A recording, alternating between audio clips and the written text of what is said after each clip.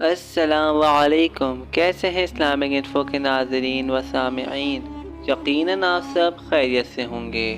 ہم سب جانتے ہیں کہ پہلے زمانے میں انسان کی زندگی طویل ہوا کرتی تھی، لیکن اب انسان کی زندگی بہت مختصر ہو گئی ہے، جس کا نتیجہ ہمارے برے اعمال ہیں، جیسے قطع رحمی۔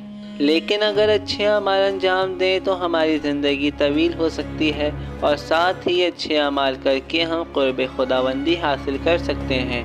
وہ 14 اعمال یہ ہیں جو آپ کی عمر میں اضافے کا باعث ہیں، لیکن اس شرط کے ساتھ کہ پورے یقین سے انجام دیں۔ پہلا عمل، والدین کو خوش کرنا۔